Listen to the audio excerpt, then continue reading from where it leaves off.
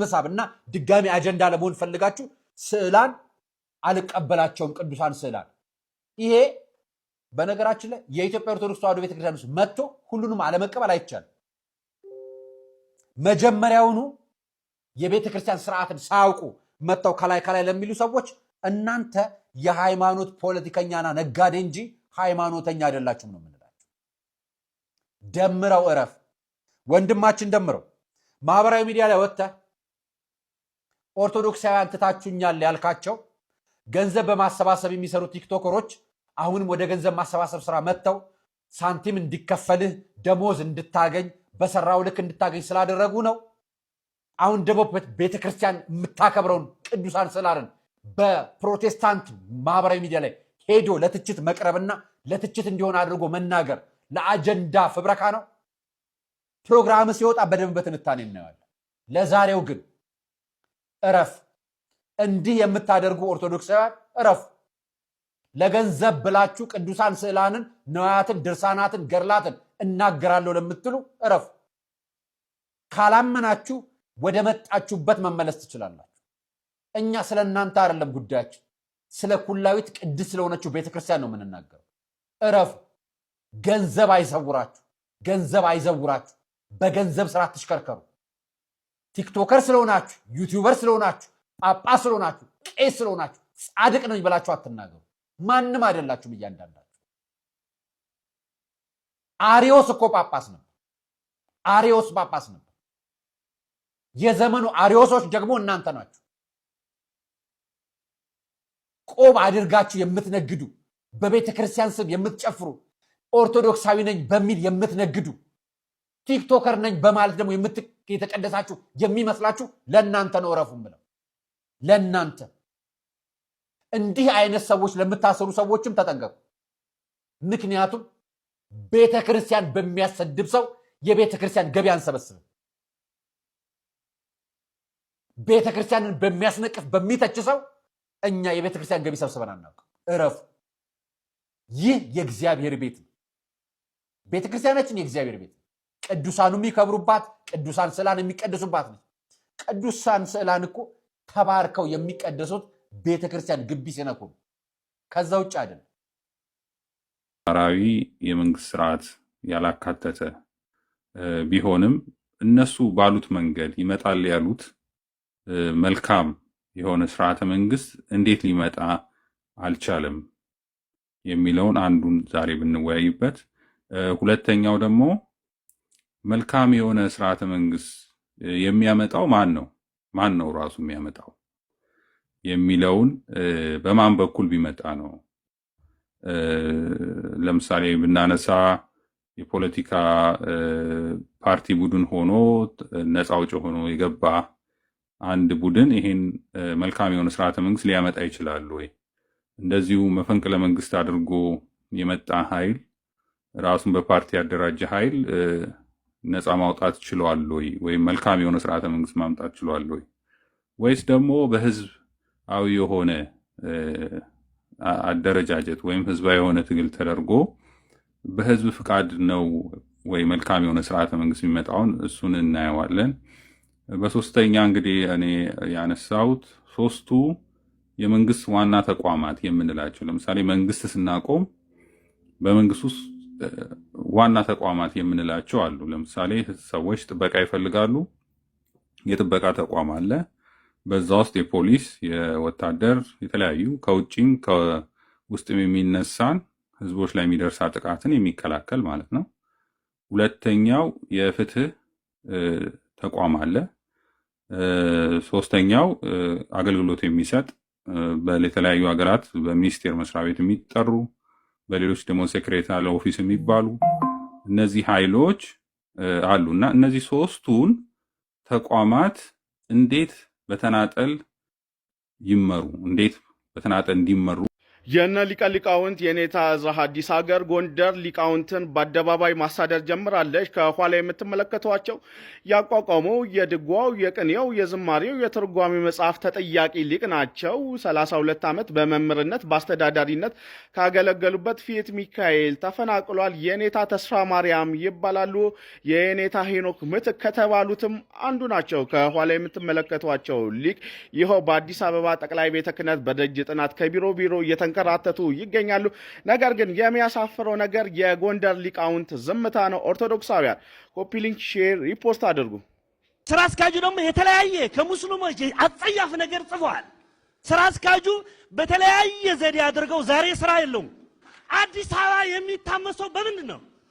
አሁን በስትራቴጂ ነባሩ ሰበካ ጉባኤ ማህበሩ አባል ያልሆነ አውጥተው የማህበሩ አባል አድርገው ራብሻ እንዳለ ራብሻ በመፍጠር በአውደ ምህረት በመፍጠር እኛ እኮ ታጥረን ያለን። ነገር ግን ህዝቡ ግን እየነቃ ነው። እስከሚነቃ ድረስ ምንም አይደለም። የተወሰኑ ሰዎች እስከምንንገላታ እንግዳል። ሌላ ብፁዕ ቅዱስ አባታችን ህዝቡ ቆጠራ ቀነሰ ተብለዋል። ቀነሰ ለምንድን ነው የቀነሰ ብለው ቅዱስ አባታችን ሲናገሩ ደርሰውበታል። ከ20 ዓመት በፊት ህዝብ ቀነሰ እንዴ? ማህበሩ የተቋቋመ 20 ዓመት ነው እንዴ? ህዝቡ እስኪ እውነተኞች ሰባኪያን ከሆኑ እነሱ ከተቋቋሙ በኋላ ህዝብ ለምን ቀነሰ? የት ሄዶ ነው? ውጤታቸው ምንድን ነው? ለቤተ ክርስቲያን ገንዘብ ነው ያወጡት ወይስ ደግሞ ህዝብ ቆጠራ እኛ 40% ያደረሰን ማህበሩ በመቋቋመን ጠቀመን ጎዳን? አባቶቻችን ማህበረ ቅዱሳን አሁን የተሳሳቱ መሰላችሁ? አሁን ጳውሎስ ሙተዋል። በአሁኑ ሰዓት እኛ ነን። ፓትርያርኩም ያው የዋህ ናቸው። ችግር የለም። ህግን አውጣ ጸሐፊው አለቃውን ህዝቡ እንዳንመራ ሌባ እያሉ ሰበኩት። 20 ዓመት ሙሉ ቄሱ ሌባ አሉት፣ ዲያቆኑ ሌባ፣ ሞኖክሴው ሌባ ካሉት ህዝቡ እንዴት ይመነን? ሌባ ብለው እኛን አስወጥተው ማን ሊያስገቡበት ነው? የቤተ ክርስቲያን መናፍቅ እኮ ማለት ወገቡ የተመታ እባብ ማለት ነው።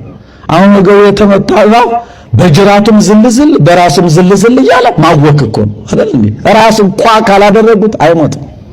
መናፍቅ እንደዛ ነው። እመቤታችን ከአምላክ ውጭ ልጅ አላት ብሎ በድፍረት ተናግሯል። ትንቢተ ሕዝቅኤል ምዕራፍ 44 ላይ ወደ ምስራቅ በተመለከቱ ጊዜ ታላቅ አዳራሽ በታላቅ ቁልፍ ተዘግታ አየሁ። ቀይ ጎልማሳም እንደተዘጋች ሳይከፍት ገብቶ ሳይከፍት ሲወጣ አየሁ። ይቺ አዳራሽም ለዘላለሙ ተዘግታ ትኖራለች። ይቺ አዳራሽ ማን ናት? አዳራሽ ሰው ላይወጣበት ላይገባበት ይሰራል እንዴ? አይሰራም። ይህ አዳራሽ ተራ አዳራሽ አይደለም። የኃያላን ጌታ ገብቶ ወጥቶባታልና ለዘላለሙ ተዘግታ ትኖራለች። እመቤታችን ድንግል ማርያም በሥጋ የወለደችው አካላዊ ቃል ክርስቶስን ነው። ከዚያ ውጭ በጸጋኝ እኛንም ወልዳናለች። በቃል ኪዳን እኛም የእሷ ልጆች ነን። ስምዖን፣ ዮሳ፣ ይሁዳ አልክ እንጂ እኛም የእሷ ልጅ ነን። ይድነቅህ። ምክንያቱም እነኋት እናታችሁ ተብለን ተሰጥተናል።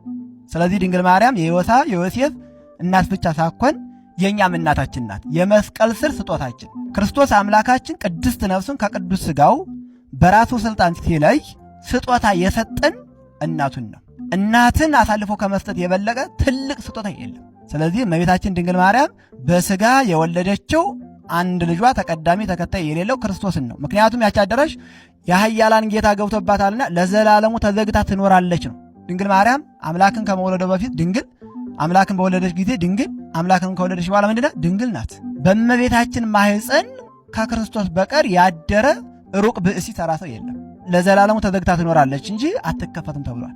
ሰማያዊ ንጉሥ አምላካችን ኢየሱስ ክርስቶስ ባደረበት ማህፀን ተራ ሰው ተወለደ ማለትም ይሄ በጣም የወረደ ሐሳብ ነው። በአንድ ምድራዊ ንጉሥ ዙፋንን ወይንም ወንበር ላይ ተራ ሰው ዶ ይቀመጣል? እመቤታችን ድንግል ማርያም የእግዚአብሔር ዙፋኑ ናት። 9 ወር ከ5 ቀን ክርስቶስ አምላካችን የከተመባት ያደረባት የተመሰገነባት አማናዊት ቤተ መቅደሱ ናት። ይህ ሰማያዊ ንጉሥ ኢየሱስ ክርስቶስ ባደረበት በተገለጠበት ማህፀኗ ተራሩቅ ብእሲ ሰው አደረ ማለት ምን አይነት ስንፍና ነው? የእመቤታችን ማህፀን ይቀርና ክርስቶስ አምላካችን ሞትን ድል አድርጎ ከተነሳ በኋላ በመቃብሩ ሌላ ሰው አልተቀበረበትም። ለምን ቢባል የሰማያዊ ንጉሥ የኢየሱስ ክርስቶስ ዙፋን ሆኖ ለ3 መዓልት ለ3 ሌሊት ስላገለገለ። እመቤታችን ድንግል ማርያም ሌላ የፈጸመችው ጀብድ የለም፣ አምላክን በመውለድ ብቻ ነው እንጂ። ከዚህ የበለጠ ጀብድ አለ እንዴ? አምላክን የወለደ 22ቱን ስነ ፍጥረት ካለመኖር ወደ መኖር አምጥቶ የፈጠረን አምላክን 9 ወር ከ5 ቀን በማህፀን ከመሸከም የበለጠ ትልቅ ተአምር አለ እንዴ? የለም።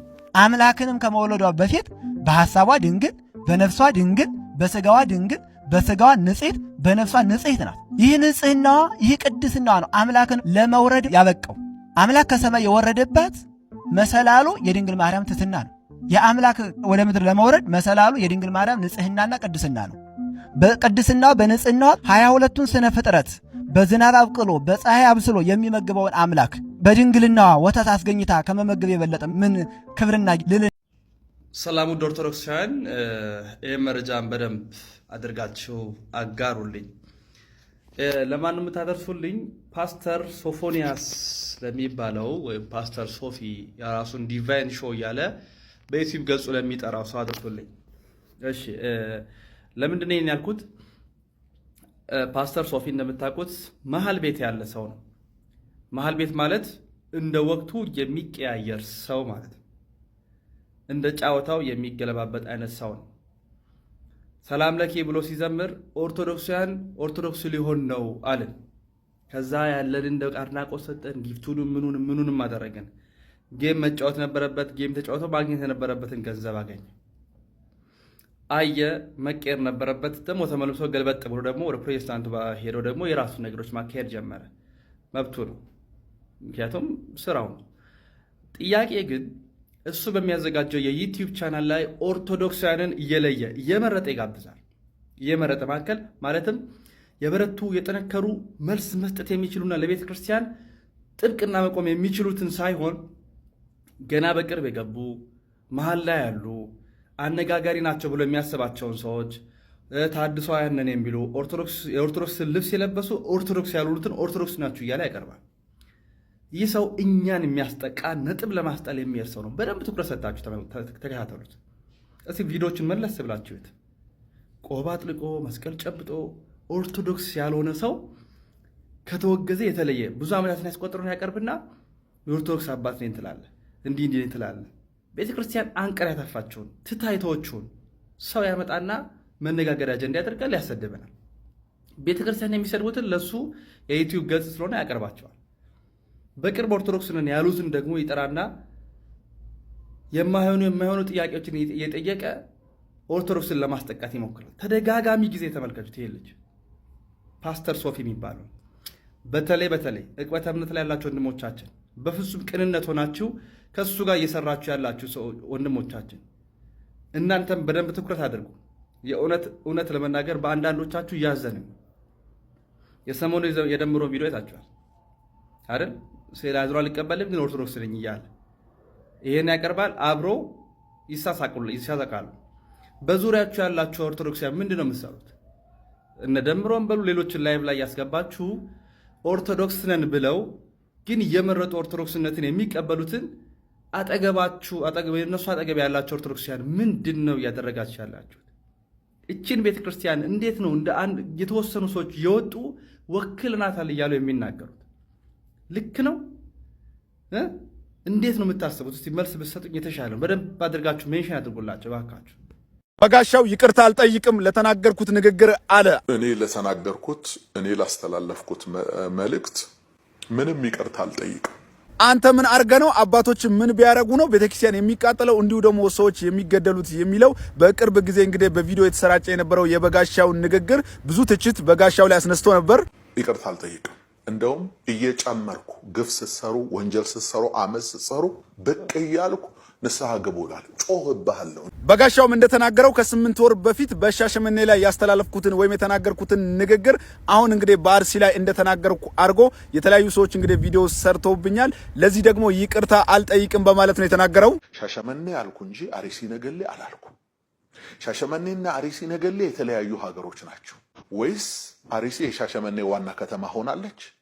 ከ8 ወር በፊት ያስተላለፍኩትን መልእክት አርሲ ላይ ጠብቀህ ያመጣኸው ማለት ነው። በጋሻውም የዛሬ 8 ወር ነው ይህ መልእክት ያስተላለፍኩትም ለሻሸመኔ ነበረ።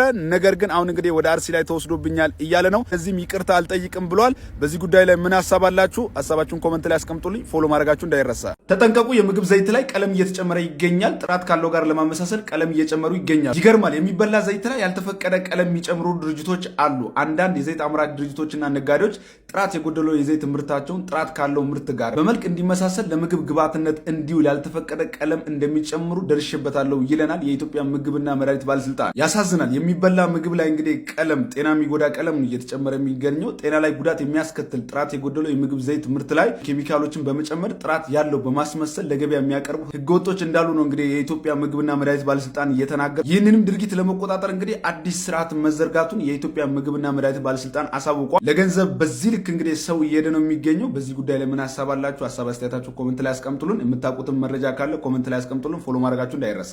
ይህንን ዜና እኔ ካልነገርኳችሁ ማንም የሚነግራችሁ አይመስለኝም። በቅጽል ስማቸው በረከት ገበሬዋ፣ በሙሉ ስማቸው በረከት ወርቁ አደራ የተባሉት ግለሰብ ባለፈው ቅዳሜ በቁጥጥር ስር ውለው ምርመራ የተደረገባቸው ሰማችሁ። እንግዲህ እኚህ ግለሰብ በተለያዩ ጊዜ ስለሳቸው ባወጣሁት መረጃዎች ላይ እንትን ስል ነበር፣ ስሟገታት ነበረ።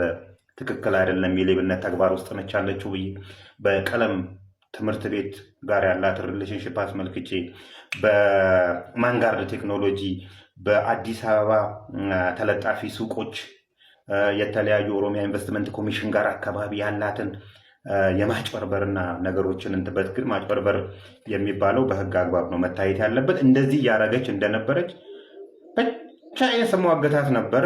ዛሬ ያ ሙግቴ ፍሬ አፍርቶ የሚመለከተው አካልም ሰምቶን ለምርመራ ትፈልጋለች ተብላ ተይዛለች ነው የምላችሁ ወገኖቼ። በዚህ አጋጣሚ ማስተላለፍ ለእናንተ በተለይ ለተበላችሁ ሰዎች፣ በእሷን ጨምሮ በተለያዩ ሰዎች የተበላችሁ ሰዎች መፍራት መፍትሄ አይደለም በፍጹም። ተበልታችሁ የምትፈሩ ከሆነ ሌላ ሌባ እየፈጠራችሁ ነው እንጂ ያላችሁት ሌቦችን በመቀነስ ሂደት ውስጥ ምንም ድርሻ አትወጡ። ስለዚህ መፍራት መፍትሄ ሊሆን አይችልም። እነዚህ ሰዎች የሚጠቀሙት ሳይኮሎጂ ግልጽና ተመሳሳይ ነው። ከተለያዩ የአገሪቱ ባለስልጣናት ጋር ፎቶ መነሳት ነው፣ ከዛን ማስወራት ነው አብሮ እንደሚሰሩ። አይሰሩም። ምንም የሚሰራ ሰው ባለስልጣን የለም እያልኳቸው አይደለም። ሁሉም አይደሉም፣ የሚሰሩ ሊኖሩ ይችላሉ። ትልልቆቹ ግን ከነሱ ጋር ጭራሽ አይገናኙም ነው የምላችሁ። ጭራሽ እነሱ እንደ ማስፈራሪያ የሚጠቀሙበት ነው። መጀመሪያ ሊያሰምጧችሁ ሲፈልጉ ከነዚህ ሰዎች ጋር አብረን ነው የምንሰራው አይነት ወሬ ያወሩላችኋል። ስለዚህ ታምኗችኋላችሁ። ከነዚህ ሰዎች ጋር አብረው እየሰሩ አያጭበረብረንም የሚል ስሜት ይኖራችኋል። የተአማኒነት እንትን ያመጣሉ። ካጭበረበሯችሁ በኋላ ደግሞ እንዳትጠይቁ ፍርሃት እንዲኖራችሁ እነዚህ ሰዎች አብረው ነው የሚሰሩትና ውልፍ ላለው ብትል ያጠናግሩሃል አይነት ሴንስ እንዲኖርህ ያደርጋሉ እንጂ ሌባ ይህን ያህል ጉልበት ኖሮን አያውቅም። አደራ የምላችሁ ነገር ግን ፍራቻ በምንም አይነት መልኩ መፍትሄ ሊሆን አይችልም። በዛ ላይ ተበልታችሁ መፍትሄ ሊሆን አይችልምና እንቀጥላለን፣ መቀጠል አለብን። ትንሽዬ ድርሻ ልናበረከት ይገባል። ሀገራችንን ከሌቦች በማጽዳት ሂደት ውስጥ ትንሽዬ ድርሻ ለሁላችንም የጋራ ጥቅም ስንል እነዚህ ሰዎች አንድ ቀን ገነው ይወጡለት፣ ከዚህ በላይ ገነው ይወጡለት፣ ፖለቲካውን ይዙታል፣ መንግስትን ይይዙታል፣ አገር አልባ ያደርጉናል። የራሳችንን ድርሻ እንወጣለን፣ እንታገላለን፣ ይቀጥላል። እንግዲህ ከትላንትና ወደ ፈንድቶ የነበረው እሳተ ገሞራ አሁን ደግሞ ጭሱና አሹ ወደ ቶኪዮ ወደ ጃፓን ሁላ ሊያልፍ እንደሚችል የተነገረ የሚገኘው በአሁን ሰዓት ላይ እንግዲህ ጭስ በእስያ ውስጥ እየታየ ነው የሚገኘው። ቶኪዮ ቮልካኒክ አሽ አድቫይዘሪ ሴንተር በአሁን ሰዓት ላይ ይህንን ቮልካኒክ አሽ ወይ ደግሞ ይህንን የእሳተ ገሞራ ጭስና የእሳተ ገሞራ አሽ ወይም ደግሞ አመድ ኮንትሮል እያደረገ ነው የሚገኘው ወይ ደግሞ እየተከታተለ ነው የሚገኘው። እንግዲህ እነዚህ ሁሉ ዓለም ሀገራት ላይ የደረሰ ባለበት ሰዓት ላይ ሀገራችን ውስጥ ምን አይነት ሁኔታ ይኑር እስካሁን ድረስ የታወቀ ነገር የለም። ፍንዳታው ይቀጥላል ወይስ ደግሞ ድጋሚ ቼን ሪአክሽኖች የሚያስነሱ ይሆናሉ ወይስ ደግሞ ላቫ ኦቨርፍሎ አድርጎ አካባቢ የሚኖሩ ሰዎች ላይ ጥቃት ወይ ደግሞ ችግር ያደርሳሉ የሚባለው ነገር እስካሁን ድረስ አልተረጋገጠም። ማንኛውም ምስሉ እንደምትመለከቱት እንግዲህ በአሁን ሰዓት ላይ እንዳለ እንትኖቹ ሀገሮች ተቀባብለው አሁን ወደ ቶኪዮ ወደ ጃፓን ዋና ከተማ ወደሚገኘው የቮልካኒክ አሽ አድቫይዘሪ ሴንተር ሁሉ ተላልፏል።